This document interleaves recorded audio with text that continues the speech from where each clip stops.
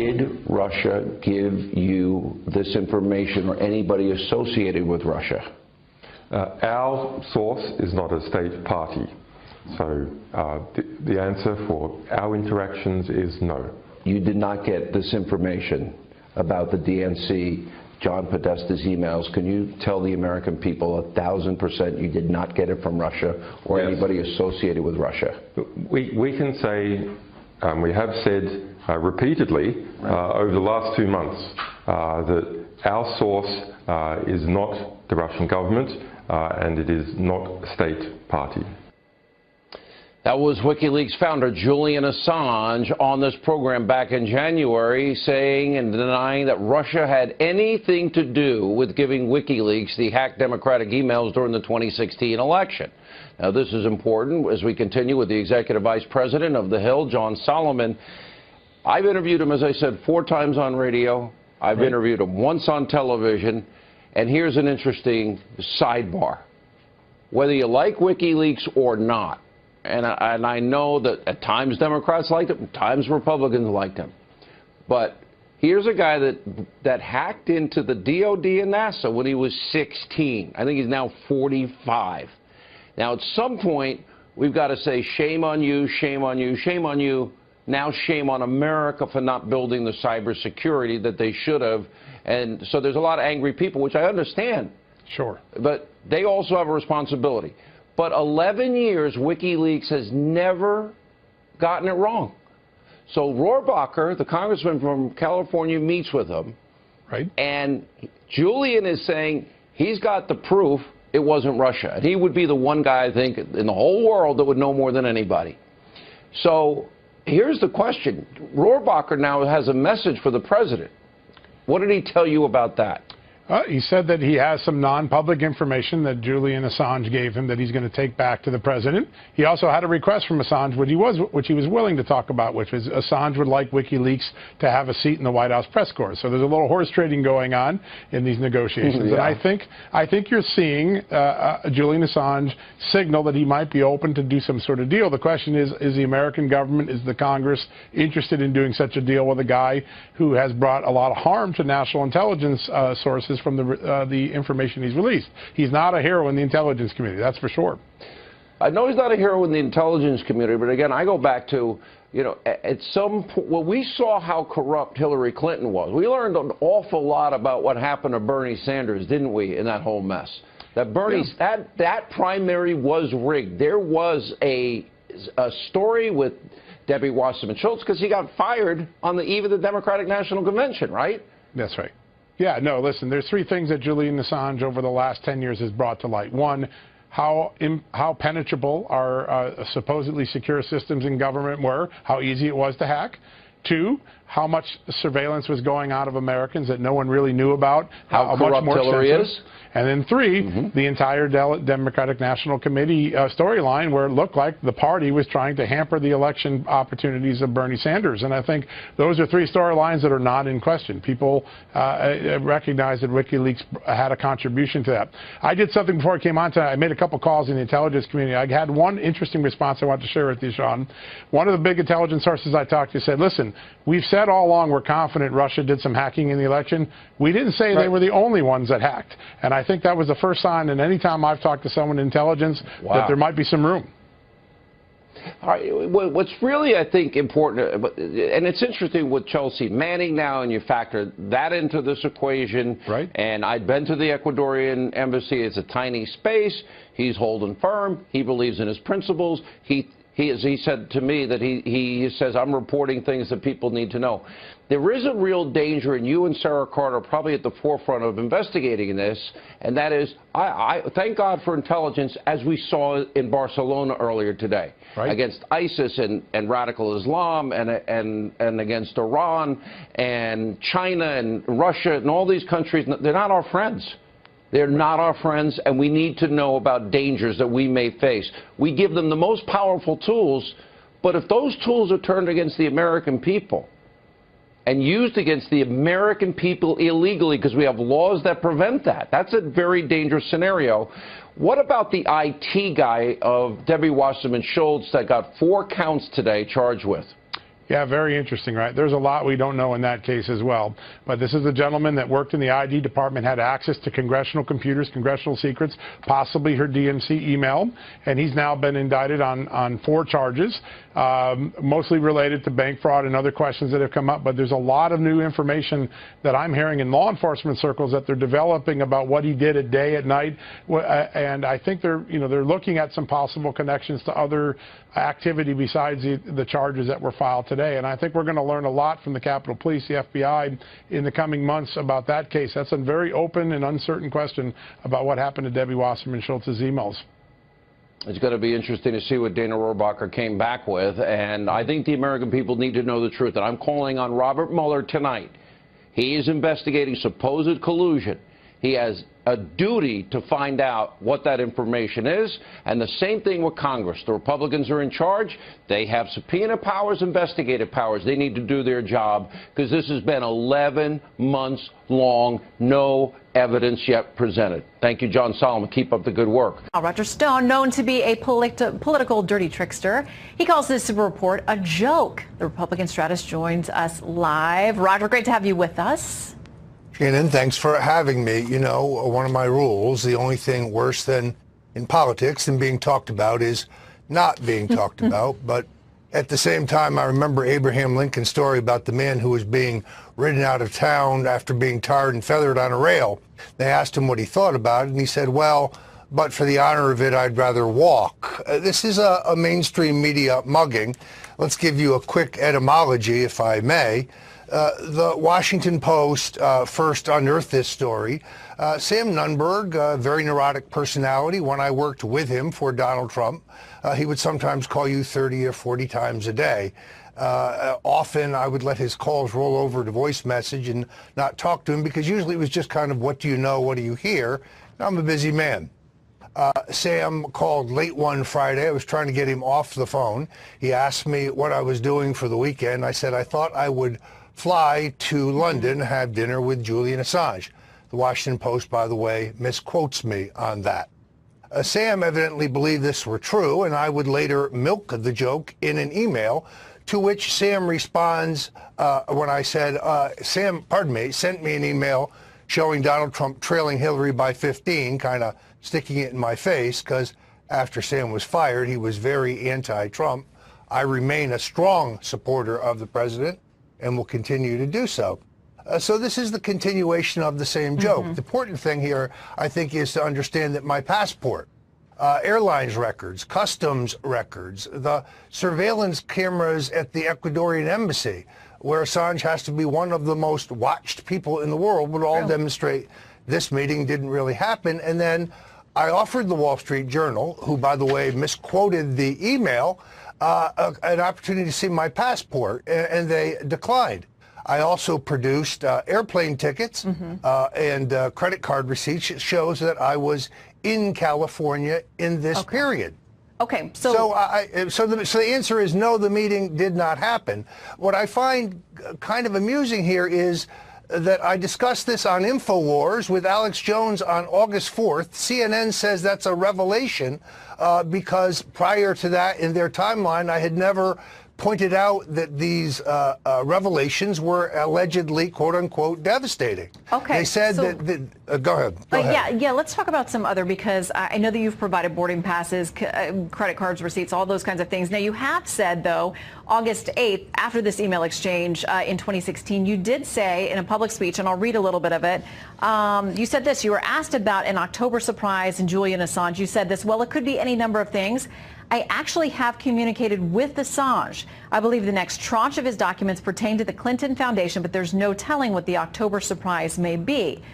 Tell us what you meant there, what kind of communications you have or haven't had with Julian Assange, and why did you say it if it didn't happen? Well, first of all, I testified about all of this under oath for 4.5 hours before the House Intelligence Committee. I asked that testimony be made public. They insist that they will not release it. So I answered all of these questions. I clarified that I used a confirming source a journalist who was in touch with Assange. He was communicating with Assange or Assange's attorneys. So a middleman. And had assured me, a middleman, you can call him a back channel, you can call him an intermediary, you can call him a confirming source. I named him for the committee. I was hesitant to do so because I feared that he would be subject to professional reprisal. Indeed, when his name surfaced, he was fired from the progressive radio show where he worked. But more importantly, by claiming that August 4th was a day in which I predicted that these emails would be devastating, I refer very specifically to a message I got from Charles Ortel, who's appeared here many times on Fox, who is someone I respect enormously as an expert on the Clinton Foundation, forwarding me information from James Rosen, one of the reporters that I respect most in terms of his meticulous methodology and his investigative reporting and coverage for Fox, predicting that these documents would be about the Clinton Foundation, which I also posited in my speech to the Southeastern Republic. Well, and people have also... that explains those two things, but that does not mean that I learned them from Julian Assange.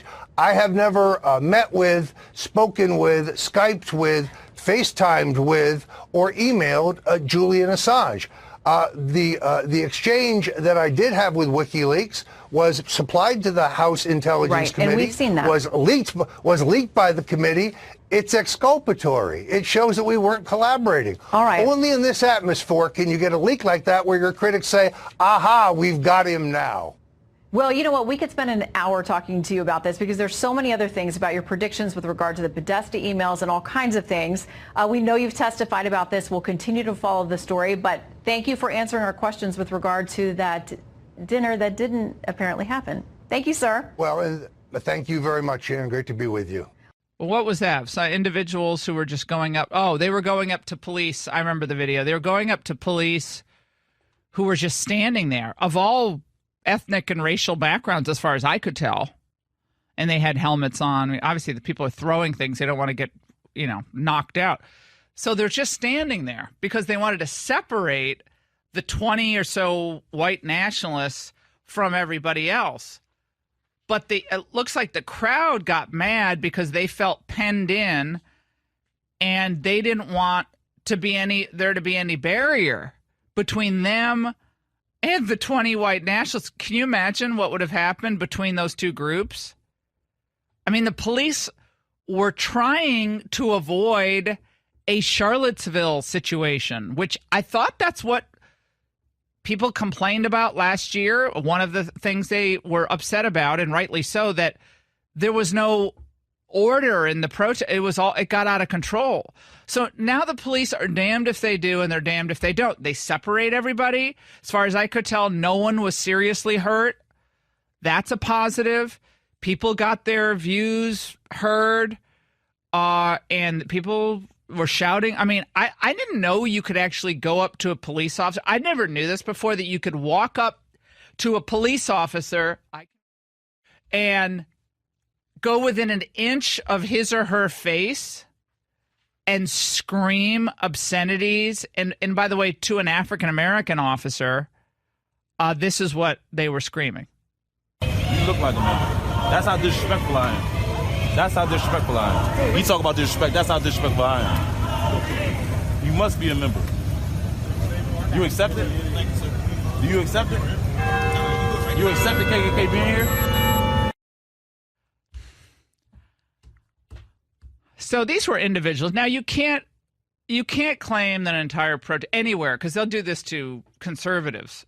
If there are a few people in a march who are unruly or disrespectful, you can't tar the whole march. And there were various groups there yesterday. And I watched it on C-SPAN, so they tried to, I think it was C-SPAN where I was watching it, if my memory serves me correct. So there are various groups. There was a group that was Black Lives Matter, there was a group that was Antifa, and then there were just scattered other people.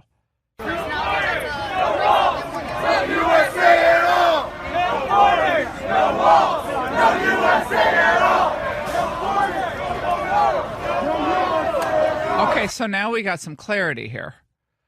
No border, no wall, no U.S. state at all. Now, this was a large group of people screaming this.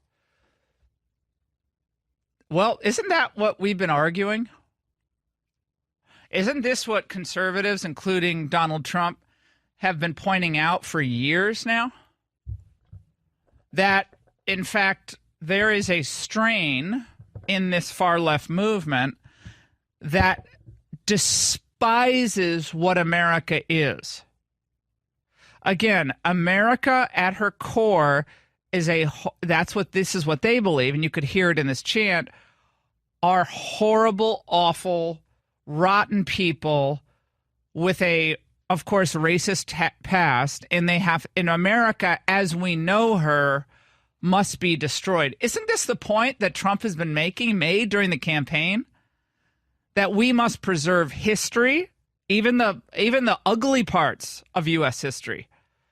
That we must preserve literature. We can't censor things with how people see things today. We can't, if you censor the past, you can't learn from the past. You don't learn from the past if you obliterate the past. Now, the Taliban goes around smashing historical relics. Priceless murals and carvings, and whether they're Buddhist or whether they're Christian or even Islamic, that don't comport with their twisted worldview. ISIS and the Taliban both do that.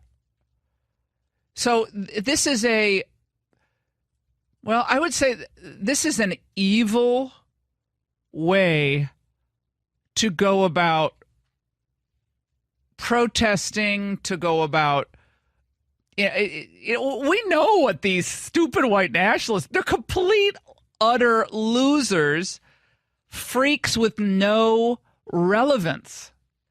Again, the media are giving them a platform. I'll tell you, you take the cameras away from this stuff, they all go away. They all go away. But how many of you think that the media play a part? I'm not talking about in Charlottesville last year, but I'm talking about yesterday, where the media play a part in giving the handful, 20, less than 20, fewer than 20, to be grammatically correct, fewer than 20, according to media reports, of these white nationalists, that the media are responsible for inflating their relevance and their exposure. 855-40-LAURA. Now, I'm not saying don't cover them at all, but my gosh, wall-to-wall coverage, or what? How does this help anybody? How does this help Chicago, which had another violent weekend? How does this help a single person get a job in this country? How does it help anybody? And to scream, no borders, no walls, no USA at all. At least it rhymes. I got to say, at least they're starting to rhyme again, James. Remember I was complaining that they were out of rhymes? At least they rhyme. Got to give them that. But how many of you think that the media are in part responsible, not fully, but are in part responsible for inflaming tensions in this country? Anger, upset, people's sense of unfairness. I mean, and the media will say, well, Trump's just trying to get everyone to feel angry and upset. No. Trump came out. Trump got elected in part because there was an entire swath of America who felt like they were not heard or represented, that they were made out to be horrible, evil, rotten people who didn't deserve to work in factories because it's fine to send them overseas, whose lives just frankly were considered a thing of the past to be replaced by others. That is why that's the forgotten man and woman. And it's not white, it's black, it's Hispanic, it's everyone who feel like the rules should apply across the board. Laws should be fair to black Americans, Hispanic Americans, white. You bet they should be fair to everyone. It does not give you license to swear in the face of police officers just doing their jobs. I felt so bad for these men and women standing out there. And they don't get paid a lot of money. They're standing out. Many of them are working overtime. I mean, they get extra money overtime, but they're working overtime in order to just do their jobs, and they're standing there taking that abuse. 855-40-LAURA. Is that Trump causing that? Or are these some radical groups who seek to inflame tensions before a midterm election in order to get people to think everything is rigged against you because of your ethnicity, your race? You'll never get a fair shake. Niger Innis is going to address this. National spokesperson for the Congress on Racial Equality. We're going to talk to Niger about what he sees around him. Radical elements in protest movements that seek to divide America. We know what these white nationalists are all about. I mean, we know what that's obvious. But these other people who are saying no more USA. Now, exactly what does that mean? Does that mean armed revolution? Does it? Do the media even care what it means? Because they just gave a platform to 20 people who don't deserve to be heard. They have a right, a constitutional right, yeah. They don't deserve to be heard. But what about the hundreds, if not thousands of people who showed up to spew horrible hate toward innocent people who are standing there doing their jobs? Into our country, everything we've all seen our soldiers and our airmen, our sailors, they gave their lives for our freedom and our liberty, only to have it disrespected by people who think they're the avant-garde cool people out protesting on a Sunday. Because frankly, most of them don't know any better. They haven't learned the true history of the country. They read only they're headline readers, a lot of these folks. And it's sad. Protest all you want, do what it's all covered by the First Amendment. But think about what it feels like to be a police officer standing there. 855-40-LAURA. Victor Davis Hansen's going to join us. Peter Ducey is going to stop by. And as I said, Niger Innis, we have a great Ingram angle, lots of legal developments in the Mueller investigation. We're going to unpack all of them and a lot more coming up in the state of race relations now. I know there was a poll done over the weekend about the way people view race relations. But I seem to remember that people viewed them pretty poorly during Obama. And I think part of the reason is we had the Trayvon Martin, we had the Freddie Gray, we had the Michael Brown, we had all those protests and, the tragic loss of life. But we had also a lot of property damage. We had complete chaos in St. Louis for days and days, as you recall. Burning blocks, stores destroyed, shopkeepers demoralized, looting. So what could be, helpful protest, even if it turns out that they were wrong about their underlying points, turned into just complete violent chaos. And so I think a lot of the rest of the country, they were looking at this going, what is going on? And I'll tell you what's going on, sadly, in some cases, is people don't have adequate employment. Schools are either, poorly staffed, curriculum that is not uplifting or enriching, young people feeling hopeless, helpless, sucked into gangs without adequate male role models, single mothers in very distressed positions in neighborhoods that are, as we know, we don't have to look any further than Chicago, out of control. Okay? That doesn't help race relations. It doesn't help the people inside these horrible neighborhoods that are presided over usually by Democrats. Rahm Emanuel has been running Chicago for several years as the mayor. During that period, the violence in Chicago has, for years, gotten worse. Down slightly from last year, or 30% from last year. That's only because last year was terrible.